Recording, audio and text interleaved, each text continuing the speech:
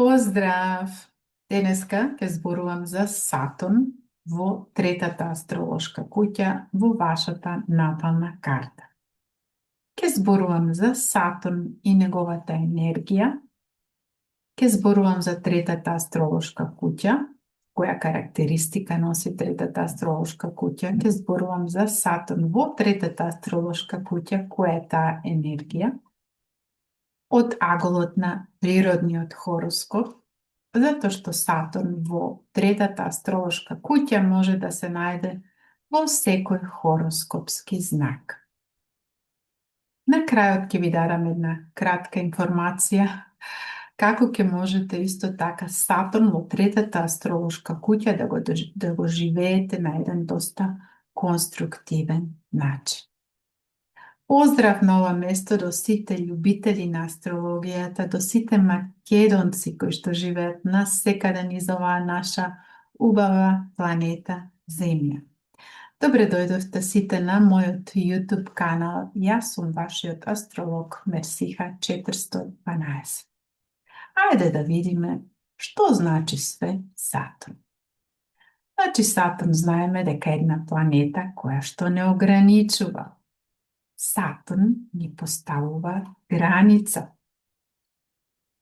Сатурн бара од нас да бидеме мајстор. Сатурн бара значи да бидеме мајстор на својот живот. Но дали ќе можеме толку едноставно да бидеме мајстор на својот живот? Што е потребно тука? Пред се, потребна е дисциплина, работа, секако вложување труд и успех ќе добиеме ако го пратиме тој пат на Сатурн и секако да бидеме одговорни и дисциплинирани на тоа поле каде што се наоѓа Сатурн во нашата натална карта.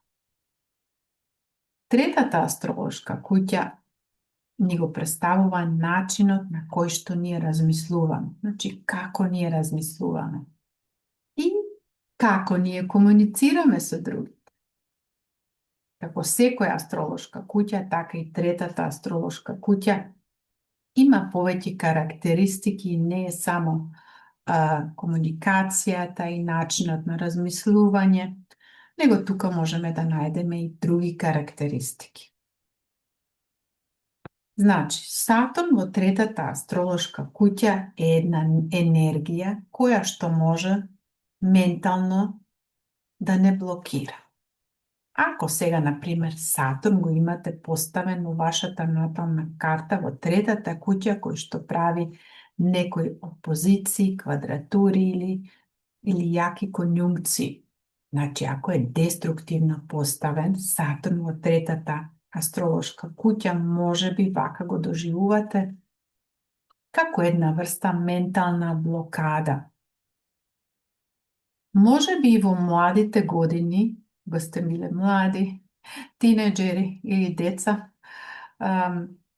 може би сте го доживувале Сатурн исто како една врста на немоќни да се почувствувате, немоќни нешто да кажете.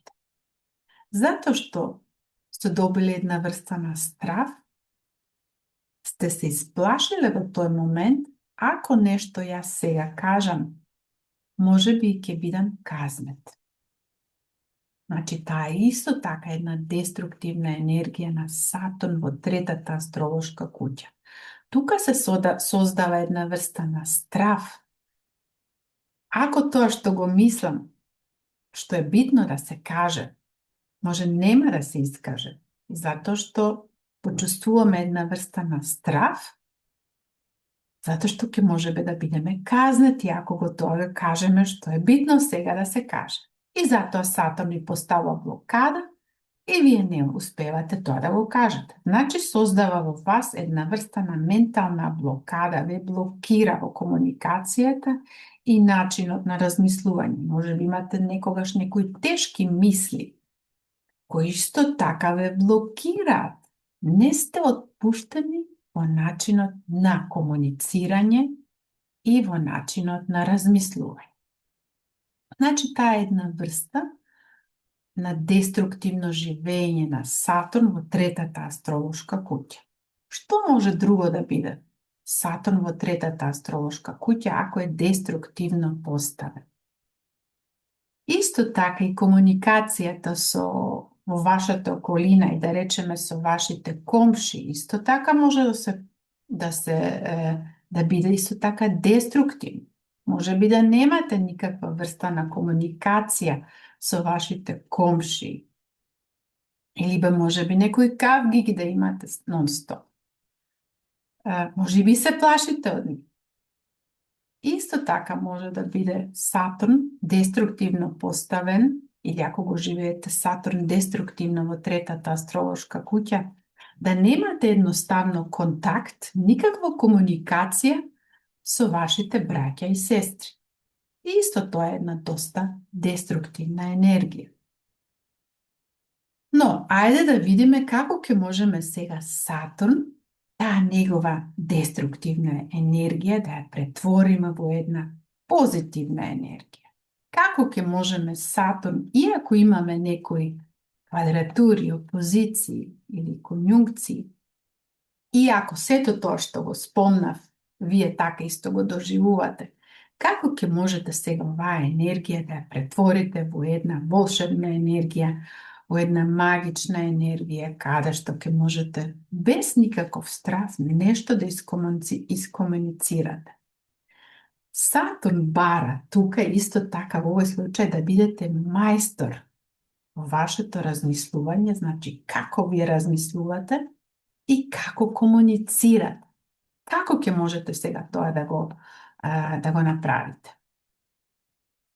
Секако треба да бидеме свесни на прво место за тоа и да му комуницираме не на површен начин, него на еден зрел начин. Да се комуницира на еден зрел начин, без никаков страв што ќе може другиот да ми каже ако ја кажам вистината. Еве, например. Значи, во тој случај да не постои никаков страв, да се покушате да бидете храбри и да ја кажете вистината, не на површински начин. Може да биде тоа кратки реченици, јасни, гласни. И тие реченици другите ќе ги прифатат како едни мудри зборови со кои што никогаш нема да ги заборават. Ете, тоа беше само на кратко како може да се живее, значи, Сатурн во третата астролошка куќа. Се тоа зависи како се другите планети во вашата натална карта поставени. За мене ќе биде интересно ако ми напишете како вие го доживувате Сатурн во вашата трета астролошка куќа. За сите они од вас кои што се заинтересирани за една лична анализа на својата натална карта, тука сум за вас. Секое добро и до скоро.